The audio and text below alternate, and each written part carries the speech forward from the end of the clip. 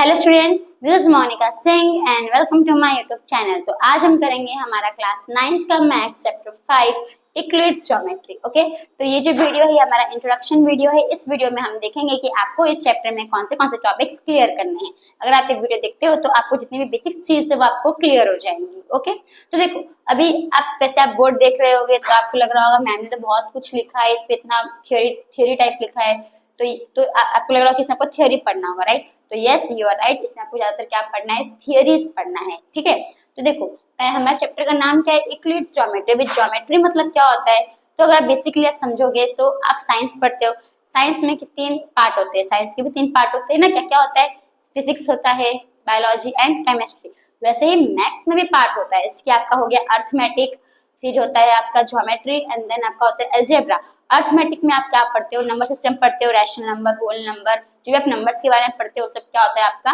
तो अर्थमेटिक होता है।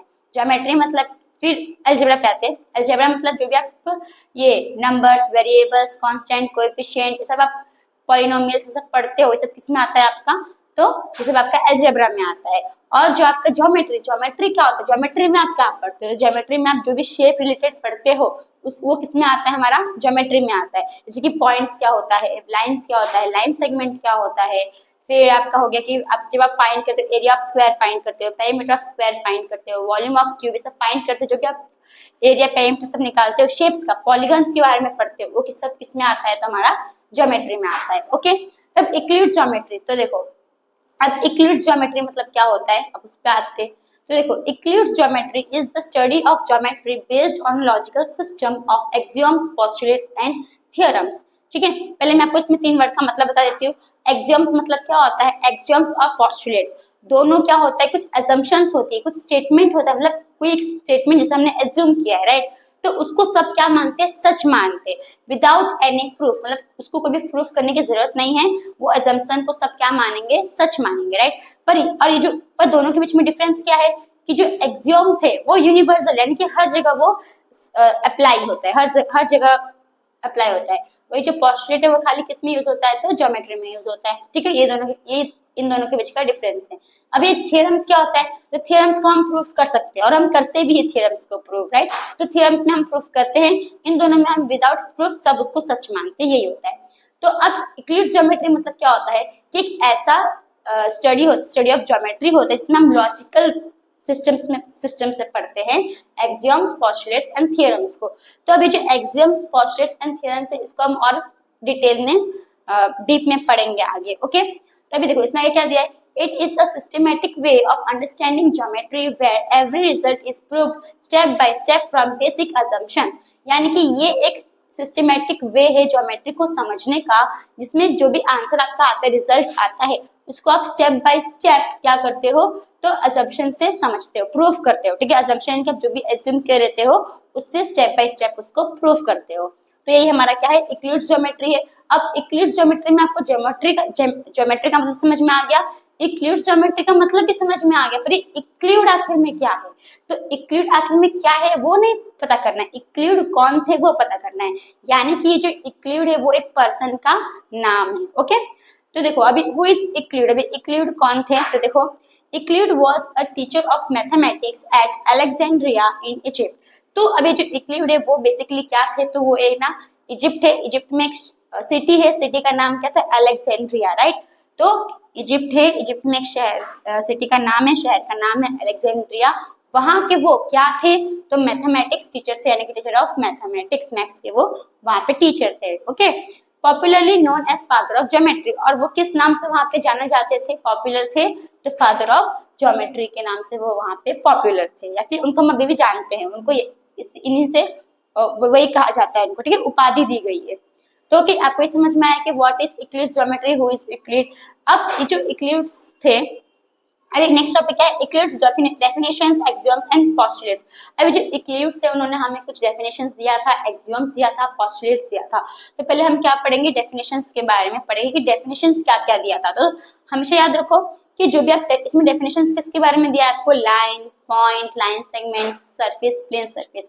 तो जब इन सब का एक्चुअली मतलब जब ये डेफिनेशन से एक्चुअली जब डेफिनेशंस पढ़ते हो, ठीक है, तो ये सब उससे पहले की बातें सब की गई है, ठीक है। उनसे उससे पहले इक्लूड्स ने हमें डेफिनेशंस दिए थे। तो देखो पहले क्या हमारा, a point is that which has no part, यानी कि ऐसी चीज जिसका कोई भी पार्ट नहीं है उसे हम क्या बोलेंगे, पॉइंट बोलेंगे। सिंपल, अब ये पॉइंट है, ठीक है, आप इसको सिंपल क्या बोलोगे, पॉइंट बोलोगे, या फिर ये जो बड़ी चीज है इससे भी आप क्या बोलोगे, पॉइंट बोलोगे। पर आप ये बोलोगे कि इसका कुछ पार्ट है, इसका तो कुछ पार्ट नहीं ना, पॉइंट है, कुछ पार्ट होता है, नहीं होता है। अगर सपोज सर्कल है, ठीक है, सर्कल में आपका ये एक ऐसा सपोज एक स्लाइस टाइप है, तो आप क्या बोलोगे, ये जो स्लाइस है वो किसका पार्ट है, तो ये सर्कल का पार्ट है, पर ये पॉइंट किसी का पार्ट है क्या, नहीं। तो पॉइंट का उन्होंने डेफिनेशन क्या दिया है कि ऐसी चीज जिसका कोई पार्ट नहीं हो उसे हम क्या बोलेंगे, पॉइंट बोलेंगे, ओके, पॉइंट। नेक्स्ट क्या है हमारा second, the line is breathless length, यानी कि लाइन का उन्होंने डेफिनेशन क्या दिया है कि सपोज एक शेप है, शेप में हमारा ब्रेथ है ही नहीं, इसमें ब्रेथ ही नहीं है, तो जो लेंथ बचा वही लेंथ हमारा क्या होगा, लाइन होगा। उन्होंने लाइन की ऐसी डेफिनेशन दी थी। अब समझाते हैं, देखो सपोज ये आपका शेप है रेक्टेंगल, ठीक है, अब इसमें आपका ना ये जो आपका ब्रेथ है ये आपका ब्रेथ है ही नहीं, इसको अच्छे से रब करती हूँ, एक मिनट, हाँ, तो इसमें जो आपका ये ब्रेथ है ना वो आपका ब्रेथ है ही नहीं, तो जो लेंथ बची है वही हमारा क्या हो गया, लाइन हो गया। ऐसा उन्होंने लाइन का डेफिनेशन दिया था, ओके। नेक्स्ट थर्ड, अभी थर्ड में क्या दिया, देखो the ends of lines are points, यानी कि जो लाइंस है उनके जो एंड्स है वो हमारा क्या होगा, पॉइंट होगा। सिंपल समझो, ये हमारा लाइन है, ठीक है, इसका जो ये जो एंड्स है, ये जो एंड जहाँ पे खत्म हो रहा है, ये इसी को हम क्या बोलेंगे, पॉइंट्स बोलेंगे। और बेसिकली इसको और हम क्या बोलते हैं, लाइन सेगमेंट भी बोलते हैं, या फिर सिंपल आप बोल सकते हो कि जो डेफिनेशन है वो किसका है, लाइन सेगमेंट का है, okay. the ends of lines are points, ठीक है। तो समझ में आया कि जो वो लाइन जिसका जो एंड्स होगा उसे हम क्या बोलेंगे, पॉइंट्स बोलेंगे। और इसको हम, और इसका एक्चुअली में इसका नाम क्या होता है, तो लाइन सेगमेंट होता है, ये हमें पता है। नेक्स्ट फोर्थ में क्या दिया, देखो a straight line is a line which lies evenly with the points on itself. अब इसमें क्या बोलेगा, देखो अगर आप ना ऐसा पॉइंट पॉइंट पॉइंट ऐसा पॉइंट आपको दिया गया है, ठीक है, ऐसा पॉइंट आपका चलते आ रहा है एक लाइन में, तो अगर उसके ऊपर एक लाइन ऐसे जा रहा है, ऐसे एक लाइन जा रहा है, तो इस लाइन को हम क्या बोलेंगे, तो स्ट्रेट लाइन बोलेंगे, ठीक है।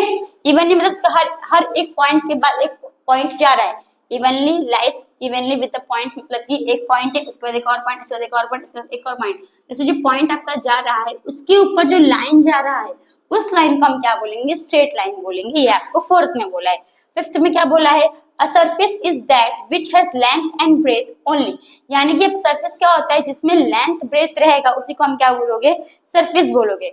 फॉर एन एग्जाम्पल समझो कि ये आपका बुक है, राइट, तो अभी इसमें देखो इसका भी लेंथ है, इसका भी लेंथ, ये भी लेंथ है, ये भी ब्रेथ है, ये भी ब्रेथ है, तो ये जो है ये पार्ट, इसलिए आप क्या बोलोगे, तो इसे आप सरफेस बोलोगे, ओके। तो आपको ये सरफेस का मतलब समझ में आया। नेक्स्ट क्या बोला है, the edges of a surface are lines, यानी कि जो सरफेस है उसका जो एजेस, ये जो एजेस वर्ड है इसका मतलब क्या होता है, साइड्स, तो जो सरफेस है उसका जो साइड्स एजेस होगा उसे हम क्या बोलेंगे, लाइन बोलेंगे। अभी सिंपल समझो, ये आपका सरफेस है, तो इसका जो ये एजेस है, ये एजेस, ठीक है, ये सब जो एजेस है इसे हम क्या बोलेंगे, इसे हम लाइन बोलेंगे। नेक्स्ट क्या है हमारा सेवेंथ में, अ प्लेन सरफेस, ठीक है, प्लेन सरफेस की डेफिनेशन दिया है, क्या दिया है, a plane surface is a surface which lies evenly with the straight lines on itself. अभी देखो, यानी कि सपोज कि आपका एक सरफेस है, इसका जो surface which lies evenly with the straight lines on itself, यानी कि इस पे जो आपका लाइन से क्या आपका स्ट्रेट लाइन है, ठीक है, क्या आपका स्ट्रेट लाइन, तो ये सरफेस होगा इसे आप क्या बोलोगे, प्लेन सरफेस बोलोगे, ओके। तो यही डेफिनेशंस हमें किसने दिए थे, तो इक्लिड्स ने दिए थे। लेकिन ये जो डेफिनेशंस थे इनको जो उस टाइम के जो मैथमेटिशियंस थे उन्होंने क्या कर दिया था, इसको एक्सेप्ट नहीं किया था, तो इसको क्या बोल दिया, अनडिफाइंड, ठीक है, अनडिफाइंड घोषित कर दिया और इसको एक्सेप्ट नहीं किया। तो होप फ्रेंड्स आपको ये जो भी मैंने समझाया वो आपको समझ में आया।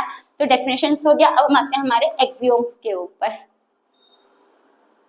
फ्रेंड्स पहले हमने डेफिनेशंस देखा, अब देखेंगे हमारा सेकंड क्या है, तो एक्सियोम्स, ओके। तो पहले हमने एक्सियोम्स का मीनिंग, एक्सियोम्स होता क्या है, तो देखो एक्सियोम्स आर जनरल स्टेटमेंट्स और rules that are accepted as true without any proof, यानी कि एक्सियोम्स ऐसे स्टेटमेंट्स होते हैं, ऐसे रूल्स होते हैं जिसको हमने एक्सेप्ट किया है कि वो क्या है, सच है, बिना कोई भी प्रूफ के बगैर, यानी कि हमें कोई साबित, मतलब हम साबित कर दे ऐसा नहीं, ठीक है, मतलब कि उसको साबित करना है ऐसा नहीं, मतलब वो साबित किए बगैर हमने ये माना है कि वो चीज क्या है, वो स्टेटमेंट और जो रूल है वो सच है, उसी को हम क्या बोलते हैं, तो एक्सियोम्स बोलते हैं। ओके, आई क्या बोला है, this are common truths that apply everywhere in mathematics and real life। ये ऐसे सच है जो हर जगह अप्लाई होता है, मैथमेटिक्स में भी होता है और हमारे रियल लाइफ में भी होता है। ओके, तो अब आपको एक्सियोम्स मतलब समझ में आया कि ये ऐसे स्टेटमेंट्स और रूल्स होते हैं जो जिसको हमने एक्सेप्ट किया है कि वो सच है बिना साबित किए बगैर, ठीक है, तो ये हर जगह अप्लाई होता है, मैथमेटिक्स में भी और हमारे रियल लाइफ में भी, इसी को हम एक्सियोम्स बोलते हैं। तो अब यहाँ पे ना 7 एक्सियोम्स है, अब इसको हम एक एक करके समझते हैं कि क्या है। ओके, जो पहला क्या है, things which are equal to the same thing are equal to one another, are equal to one another. अभी सिंपल से हम एग्जांपल समझते हैं कि सपोज ए है, ठीक है, जो ए है वो हमारा सी के बराबर है, किसके बराबर है, सी के बराबर है, और जो बी है वो भी हमारा किसके बराबर है, तो सी के बराबर है। तो इसमें क्या बोला है, things which are equal to the same thing, यानी कि ऐसे थिंग्स जो बराबर है, सेम चीज के बराबर है, तो ए भी हमारा थिंग हो गया और ये भी दोनों क्या है, तो सेम चीज के बराबर ही है, ये भी सी के बराबर है, ये भी सी के बराबर है, तो वो जो दोनों चीज होगा वो भी एक दूसरे से क्या होगा, तो बराबर होगा। तो देखो यहाँ पे अगर ए सी के बराबर है, बी सी के बराबर है, इक्वल है, तो ये ए सी भी आपस में क्या होगा, इक्वल होगा। यही हमें कौन बोल रहा है, तो एक्सियम 1 बोल रहा है कि ए किसके बराबर होगा, बी के बराबर होगा। ओके, होप आपको ये पहला एक्सियम समझ में आया। अभी दूसरा एक्सियम में क्या बोला है, तो देखो if equals are added to equal then wholes are equal। ठीक है, सपोज कि दो इक्वल नंबर है, कोई भी नंबर ले लेते, सपोज हम 3 ले लेते कि दो इक्वल नंबर है 3, ठीक है, अब इसमें हम दो इक्वल नंबर प्लस करते, कोई भी इक्वल नंबर ले लो, सेम नंबर ले लो, सपोज हमने ले लिया 2, अब इन दोनों को हम प्लस करेंगे तो हमारा आंसर भी क्या आएगा, तो इक्वल ही आएगा। तो ये जो एक्सियम 2 है वो क्या बोल रहा है कि आपने दो इक्वल नंबर, तो 3 ले लिया, उसमें दो इक्वल नंबर प्लस कर दो, यानी कि 2 ले लिया, प्लस कर दिया, तो इसका जो आंसर आएगा ना पूरा, वो भी हमारा क्या होगा, इक्वल होगा, यही हमें बोला है। तो देखो 3 + 2 5, 3 + 2 5, तो ये हमारा इक्वल है, तो ये हमें कौन बोल रहा है, तो एक्सियम 2 बोल रहा है। अब एक्सियम 3 क्या कहता है, देखो if equals are subtracted from equals the remainders are equal. Same वही है, अभी इसको पहले मैं रब कर देती हूँ। सेम सेकंड एक्सियम जैसा ही है, बस सेकंड में आपको क्या करना था, एडेड, थर्ड में क्या करना है, आपको माइनस करना है। मतलब कि सपोज दो इक्वल नंबर है, ठीक है, 3 लेते, दो इक्वल नंबर है, अब इसमें से हम सब्ट्रैक्ट करेंगे, माइनस करेंगे दो इक्वल नंबर, कोई भी इक्वल नंबर ले सकते हो, हम चलो 2 लेते हैं, 2 माइनस किया, ठीक है, तो इसका जो रिमाइंडर बचेगा, जो इसका आंसर आएगा, वो भी आपस में क्या होगा, बराबर होगा। तो यानी 3 - 2 1, 3 - 2 1, तो ये हमारा थर्ड का है। ओके, ये हमें वो बोल रहा है। नेक्स्ट क्या दिया, देखो फोर्थ में, things which coincide with one another are equal. ठीक है, things which coincide with one another are equal to one another. अब इसमें क्या देखो, कोइंसाइड जो वर्ड है, कोइंसाइड का मतलब क्या होता है कि इक्वली ओवरलैप कर देना। इक्वली ओवरलैप का अगर मैं मतलब आपको समझाऊं तो देखो, हाँ अभी देखो आप ना ये दो बुक ले सकते हो, राइट, अब थोड़ा ये समझ लेना। अब ये दो बुक है, अब इस बुक को मैं इसके ऊपर रखती हूँ, देखो ये दो बुक को अगर मैं इसके ऊपर रखूंगी, ये क्या, अभी ये बुक के पीछे कोई बुक दिख रहा है क्या, नहीं दिख रहा है, तो इसी को आप क्या बोलोगे, कोइंसाइड, कि ये जो बुक है पहला वाला, उसने दूसरे बुक को क्या कर दिया है, तो इक्वली उसके ऊपर ऐसे है कि पीछे वाला बुक दिख ही नहीं रहा है, उसे हम कोइंसाइड बोलते हैं। ठीक है, हो कोइंसाइड मतलब समझ में आया। तो देखो अब इसमें क्या बोला है आपको फोर्थ में, कि सपोज एक लाइन है, सपोज हम एक लाइन लेते हैं, ऐसा एक लाइन है, ठीक है, सपोज ये 5 सेंटीमीटर का ये लाइन है, अब इसके ऊपर एक और लाइन क्या कर रहा है, तो कोइंसाइड कर रहा है, यानी कि इसके ऊपर एक और लाइन ऐसे क्या कर रहा है, तो कोइंसाइड, इसके ऊपर है, हाँ इसके ऊपर है, था मैंने गैप छोड़ा, इसके ऊपर है, तो ये दोनों लाइन आपस में क्या होगा, बराबर होगा। समझ में आया आपको। अगर आपको सपोज आप ऐसा समझ रहे हो कि सपोज मैम अभी यहाँ पे एक ये लाइन है, ठीक है, अब इसके ऊपर भी एक ऐसी लाइन है, तो ये भी तो इसको ओवरलैप कर रहा है, कोइंसाइड कर रहा है, नहीं, कोइंसाइड मतलब इक्वली ओवरलैप करना, ठीक है। पर यहाँ पे अगर देखो तो ये लाइन बड़ा हो गया, ये लाइन छोटा हो गया, तो इसको हम कोइंसाइड नहीं बोलते। कोइंसाइड मतलब इक्वली, मतलब यहाँ अगर एक लाइन इतना बड़ा है तो इसी के ऊपर एक और लाइन होगा, समझ में आया, और उसके पीछे वो लाइन नहीं दिख रहा होगा। जैसे हमने भी बुक का एग्जांपल लिया था सेम वैसे ही। तो ये जो दोनों रहेगा लाइन वो हमारा क्या रहेगा, इक्वल रहेगा। मैंने आपको दो बुक का बताया कि देखो अब ये बुक है, इसके पीछे एक बुक है, तो ये दूसरा बुक इसके पीछे दिख रहा है, नहीं दिख रहा है, तो इसका मतलब ये दोनों बुक आपस में क्या होगा, इक्वल होगा। ओके, तो आपको समझ में आया। अभी फिफ्थ में क्या बोला है, देखो students, the whole is greater than the part, the whole is greater than the part. देखो अब सिंपल इसमें हम एग्जांपल लेते हैं पिज्जा का, किसका एग्जांपल लेते हैं, पिज्जा। अब सब पिज्जा खाते हो राइट, तो ये पिज्जा है। अब इसका आपने एक स्लाइस ऐसे निकाल लिया, ठीक है, तो ये जो स्लाइस है ये क्या है, हमारा पार्ट है, और ये पूरा हमारा क्या है, तो ये पूरा हमारा होल है। तो हमेशा जो होल रहता है ना, ये पूरा सर्कल है, जो होल रहेगा वो पार्ट से क्या रहेगा, बड़ा रहेगा। ओके, तो ये एग्जाम्पल था, समझ में आया। तो ये 5x हम क्या बोल रहा है कि जो होल रहता है वो हमेशा पार्ट से क्या रहता है, बड़ा रहता है। सिंपल आप लाइन में भी एग्जांपल ले सकते हो, ये हमारा लाइन है, ठीक है, और ये इतना हमारा पार्ट है, तो ये पार्ट क्या, तो ये जो पूरा होल है ये पार्ट से क्या रहेगा, हमेशा बड़ा रहेगा। तो ये आपको फिफ्थ समझ में आया। अब हम आते हैं हमारे सिक्स्थ एग्जाम के ऊपर। तो पहले मैं इसको रब कर देती हूँ।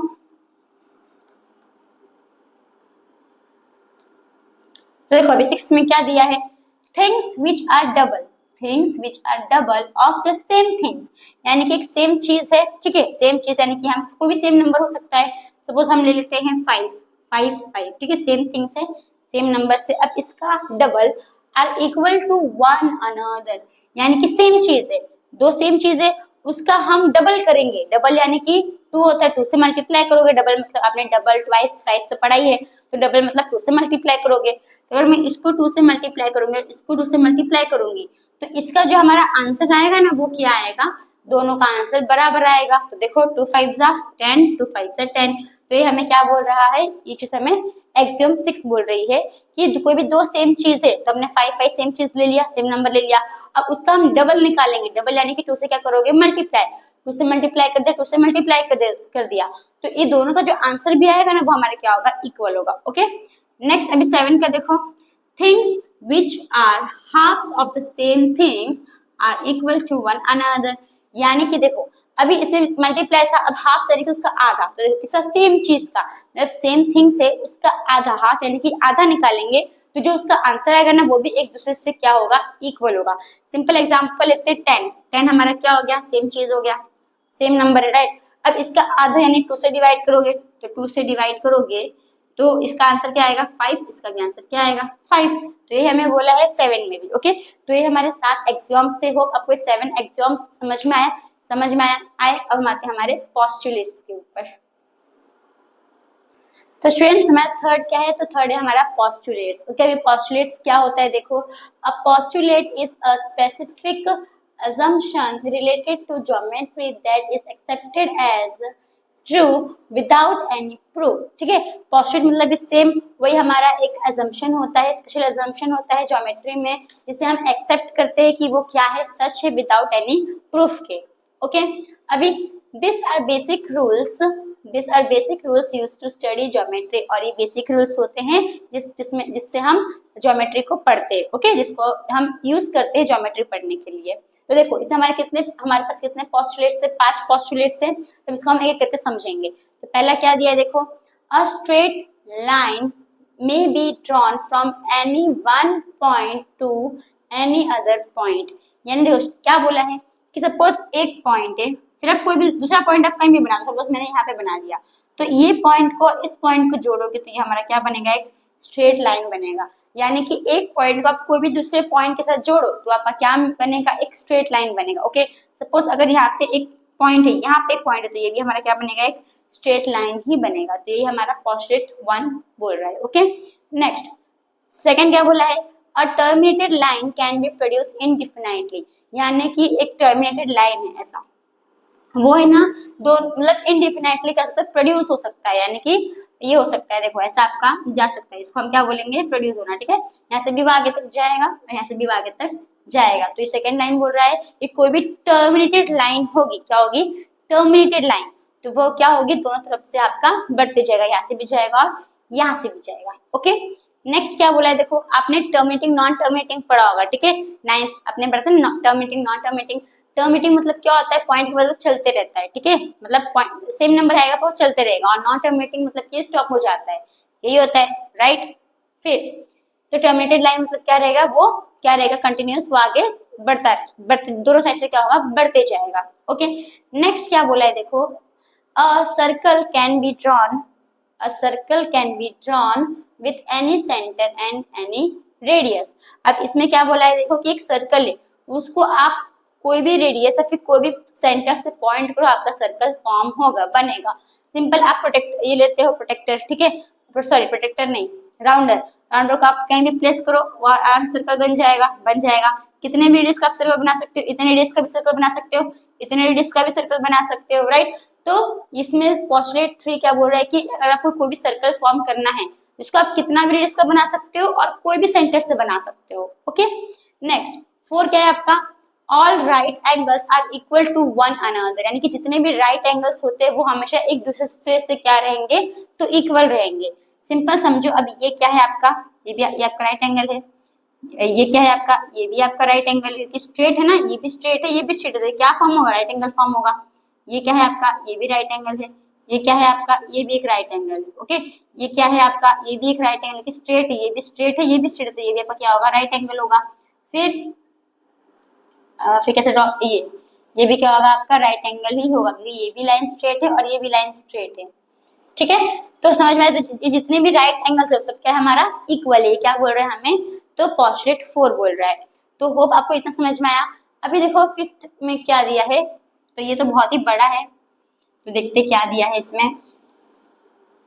तो देखो 5th पे आने से पहले मैं आपको ना रीड करके वगैरह बताती हूँ कि 5th में बोला क्या है, कि 5th में क्या बोला है कि 2 स्ट्रेट लाइन है, ठीक है, क्या है हमारा, 2 स्ट्रेट लाइन है। अब उसके ऊपर एक स्ट्रेट लाइन ऐसे गिर रहा है, एक स्ट्रेट लाइन इसके ऊपर से ऐसा गिर रहा है, तो आपने ऑलरेडी पढ़ा हुआ है, ठीक है, ये क्या होगा, हमारा ट्रांसवर्सल होगा, ये हमारा पैरेलल लाइन होगा और ये हमारा ट्रांसवर्सल होगा, राइट। तो ये आपने ऑलरेडी पढ़ा हुआ है। तो इसमें लेकिन जब तक वो फॉर्म हुआ था ट्रांसवर्सल, उसके पहले की बात की गई है। तो इसमें क्या बोल रहा है कि 2 स्ट्रेट लाइन है, उसके ऊपर एक स्ट्रेट लाइन क्या हो रहा है, तो ये गिर रहा है। जो नहीं आपके पैरेलल लाइन है, स्ट्रेट लाइन मतलब कि ऐसे भी स्ट्रेट होता है, ऐसे भी स्ट्रेट होता है, तो दोनों आपका क्या है, स्ट्रेट लाइन ही है। ओके, तो आपको इसमें किसके बारे में बात की गई है, देखो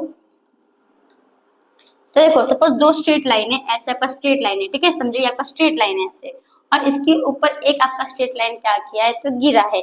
अब इसमें क्या बोल रहा है पोस्टुलेट 5 में कि देखो अब इसमें इंटीरियर एंगल यानी कि अंदर में कौन सा 4 एंगल बन रहा है, एक ये दोनों बन रहा है और एक आपका, मतलब देखो ये 1 2 ये आपका 3 4, ठीक है। तो जो interior angle on the same side, इसमें क्या लगेगा, interior angle on the same side, यानी कि जो सेम साइड पे, ये दोनों सेम साइड पे है फर्स्ट सेकेंड, और जो आपका ये दोनों सेम साइड पे है थर्ड फोर्थ। ओके, तो अगर हम एंगल 1 प्लस एंगल 2 करेंगे, अगर ये 180 से क्या आएगा, छोटा आएगा, क्या आएगा, 180 से छोटा आएगा, या फिर एंगल 3 प्लस एंगल 4 करेंगे, अगर ये 180 से छोटा आएगा, तो इसका मतलब क्या होगा कि ये कहीं ना कहीं ये जो 2 लाइन है वो आपस में कहीं ना कहीं क्या होगा, इंटरसेक्ट होगा, ठीक है।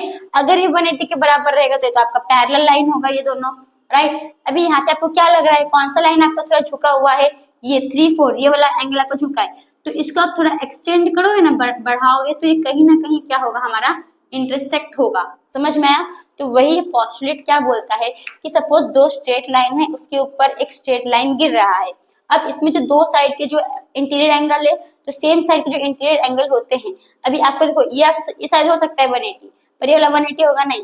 तो अभी स्ट्रेट जो सेम साइड है, अगर वो 2 एंगल को अगर आप प्लस करते हो, अगर वो 180 से क्या होगा, छोटा होगा, क्या होगा, 180 से छोटा, तो इसका मतलब वो जो 2 लाइन है वो कहीं ना कहीं जाके इंटरसेक्ट होगा, कट होगा, ठीक है। अगर बराबर है तो जो पैरेलल लाइन होता है ना, मैं एक्स्ट्रा आपको बता रही हूँ, अगर ये बराबर होता तो पैरेलल लाइन होता, लेकिन इसमें क्या बोला है कि अगर वो 2 लाइन अगर प्लस करोगे 2 एंगल को और 180 से छोटा रहेगा, तो वो 2 लाइन कहीं ना कहीं इंटरसेक्ट होगा, कट होगा, ठीक है, ये बोला है। अब हम रीड कर लेते हैं, देखो क्या दिया है, if a straight line falling on 2 straight line, यानी कि दो स्ट्रेट लाइन है, एक लाइन के ऊपर गिर रहा है ऐसे, ठीक है, ऐसे कर लेते हैं, दो स्ट्रेट लाइन है, एक लाइन के ऊपर गिर रहा है, ऐसे मैंने ऐसे बताया, सेम वही है, ठीक है।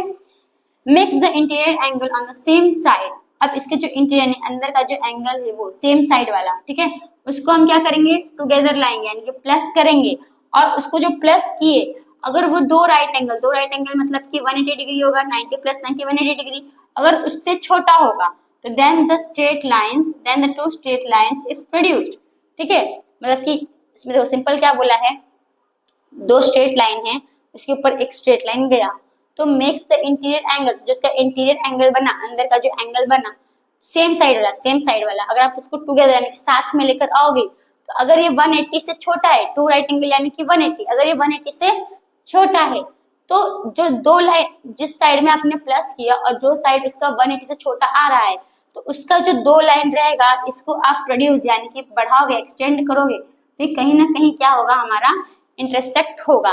तो यही आपको क्वेश्चन पोस्टुलेट 5 में बताया है। ओके, तो फ्रेंड्स आपको पोस्टुलेट समझ में आया होगा। तो अब हम आते हैं हमारे अभी दो टॉपिक और है, एक थ्योरम है और एक एक्सियोम 5.1 है। ओके, तो वो तो समझेंगे तो हमारा जो इंट्रोडक्शन वीडियो खत्म हो जाएगा। ओके, तो हम उस पर आते हैं। तो फ्रेंड्स अब हमें बुक में ना हमें एक्सियोम 5.1 दिया था, हम ये समझते हैं ये क्या है। तो देखो अभी एक्सियोम 5.1 में क्या दिया है, गिवन टू डिस्टिंक्ट पॉइंट्स, यानी कि हमें दो अलग अलग पॉइंट दिया है। ओके, सपोज यहाँ पे हमारा एक पॉइंट है और ये यहाँ पे हमारा पॉइंट है। ओके, थोड़ा बड़ा बना के आपको दिखे। अभी there is a unique line passes through them, unique मतलब क्या होता है, स्पेशल भी बोल सकते हो या फिर सिंपल वर्ड में वन भी बोल सकते हो, यानी कि ये जो दो पॉइंट है ना, इसमें से एक ही लाइन क्या होगा, पास होगा। तब ऐसे नहीं बोलोगे वन लाइन कैन पास, आप क्या बोलोगे, यूनिक लाइन पास, उस पास कैन पास। ओके, तो देखो अब इसको अगर आप सिंपल का मैं सिंगल पॉइंट लेती हूँ पॉइंट, ठीक है, तो इसमें से ना बहुत सारे लाइन पास हो सकते हैं, ऐसे लाइन, ये भी लाइन पास होगा, ये भी पास, ये भी पास, ये भी पास, मतलब बहुत सारी जो लाइन्स है वो क्या होगी, इसमें से पास हो सकती है। पर जब हम दो पॉइंट के बारे में बोलते हैं, जब हम दो पॉइंट की बात करते हैं, तो इसमें खाली एक ही लाइन पास होगा, ऐसे सिंपल देखो, ऐसी लाइन क्या होगा हमारा, ये पास होगा। बस समझ में आया। तो यही इसका मतलब था। अगर आप ऐसे करोगे, देखो अभी दो पॉइंट है, ओके, तो ऐसे तो ये पास हो रहा है, ऐसे पास होगा तो खाली एक ही पॉइंट के ऊपर जा रहा है, ये पॉइंट के ऊपर आ रहा है, नहीं, ऐसे पास करोगे तो ये पॉइंट के ऊपर जा रहा है, ये पॉइंट के ऊपर आ रहा है, नहीं। तो इसका मतलब ये राइट है कि अगर आप दो पॉइंट रहेगा तो उसके ऊपर कितना, एक ही लाइन पास होगा, इसका मतलब unique line can pass. Okay, next अब थ्योरम 5.1। अभी थ्योरम का मतलब क्या होता है कि इसको हम प्रूफ कर सकते हैं, ठीक है, थ्योरम का मतलब यही होता है कि इसको हम प्रूफ कर सकते हैं। तो इसमें ये थ्योरम 5.1 में क्या दिया है, पहले देखो, तो two distinct lines can not have more than one point in common, यानी कि दो अलग अलग लाइन है, ठीक है, दो आपका अलग अलग लाइन है, अब इन दोनों लाइन में ना एक कॉमन पॉइंट ही होगा, उसके अलावा और कोई कॉमन पॉइंट नहीं होगा। कॉमन पॉइंट मतलब दोनों लाइन में आ रहा होगा। तो सिंपल अगर हम ये दो लाइन को से इंटरसेक्ट करते हैं, कट करते हैं, तो यहाँ पे एक पॉइंट बन रहा है, ये रहा पॉइंट, तो ये जो पॉइंट है वो हमारा इस लाइन में भी है और जो पॉइंट है वो हमारा इस लाइन में भी है। तो यानी जो दो लाइन रहेगा, दो अलग अलग लाइन रहेगा, उसके अंदर जब आप उसको इंटरसेक्ट यानी कि कट करोगे तो उसमें खाली एक ही पॉइंट कॉमन रहेगा, उससे ज्यादा कॉमन नहीं रहेगा। ओके, ये हमारा थ्योरम 5.1 बोलता है। तो फ्रेंड्स ये जो आपको इंट्रोडक्शन वीडियो है वो आपको समझ में आया होगा। तो थैंक यू फॉर वॉचिंग।